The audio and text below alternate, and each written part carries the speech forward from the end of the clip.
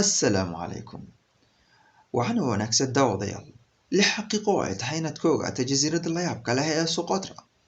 Socotra waa jasiirad remote ah, saameyn dibadda uga timaadana aysan jirin. Ma laha telefishinno iyo ganacsi buuran midna, waxaana ku yar tiknoolajiyadda guud ahaan. Kaliya waxaa dega dad yar jasiiraddani. Run ahaantii jasiiraddani waxaad ka filataa waa dhul qurux badan, muuqaalo cajiib ah, iyo lama degaan aan la taabanin. Jasiiradda Socotra waxay ka mid tahay dhowr jasiiradood oo dhaca badda Indian Ocean, waxayna u jirtaa waddankeena Soomaaliya 250 kiiloomitir, halka waddanka Yemen ay u jiraan 340 kiiloomitir. Haddaba mowduucan waxaan uga hadlaynaa kuna ogaanaynaa sababta dhabta ah ee ka dambeysa magaca jasiiradda, qiyaasta dadka ku nool, dhirta la yaabka leh ee ka baxda, iyo xaqiiqooyin kaloo badan oo laga yaabo inaadan ogeyn. Waxbayaanan hadal badan idinku sii daalinin, aan guda galno mowduuca. Magaca Socotra waxaa la sheegaa inuu kasoo farcamay luqad hadda ka hor jiri jirtay oo baaba'day, laguna magacaabi jiray Sanskrit. Magacii ay isticmaali jireen dadkii deegaanka ee qadiimiga ahaa waa Ayfeba Socotar, taasoo macnaheedu yahay jasiiraddii farxadda.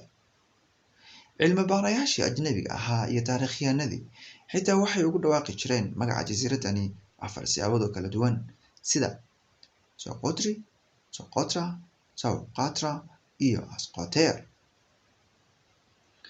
Sababta dhabta ah ee dadku ugu magacaabeen jasiiraddani jasiiraddii farxadda waa inay tahay jasiirad cajiib ah oo magical ah, lagana helo xayawaano iyo dhir aan dunida kale laga helin. Sidoo kale waa jasiirad ay ku nool yihiin dad ku hadla luqadihii qadiimiga ahaa. Waxaanu isku soo aruurinay 6 macluumaad oo ku saabsan jasiiraddani cajiibka ah ee ka bogasho wacan.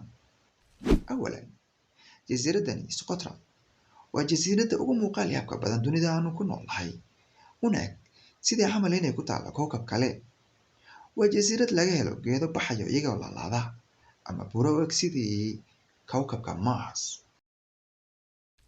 Noolo wadareed aad u ballaaran. Si la mid ah sida biyo dhacayaasha Victoria Falls ayay jasiiradda Socotra ugu jirtaa liiska hay'adda qaramada midoobay ee UNESCO World Heritage Site.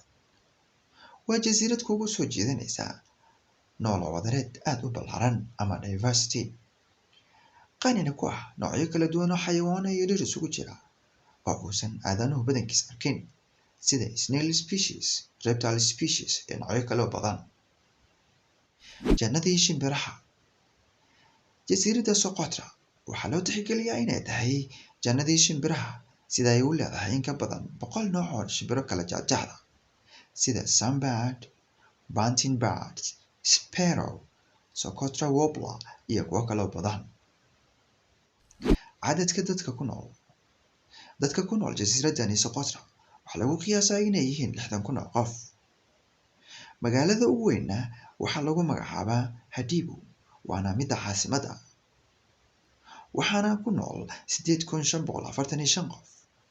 Qowmiyadaha jasiiraddani ku nool waxay isugu jiraan Socotris, Carab, Soomaali, Hindi iyo Bantus. Cadadka jasiiradaha. Jasiiradda Socotra waxay ka mid tahay dhowr jasiiradood oo kala ah Socotra, Samha, Darsha, Abdulkuri, waana jasiiradda ugu weyn 4 jasiiradood, waxaana lagu qiyaasaa masaaxadeedu inay tahay 3,625 mitir oo square.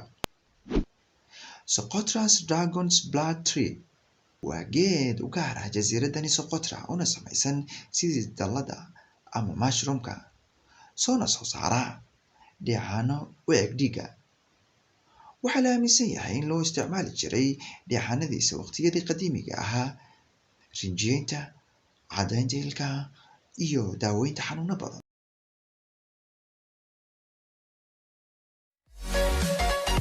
Haddii uu ku cajabiyey muuqaalka, fadlan hala bakhaylin like iyo subscribe.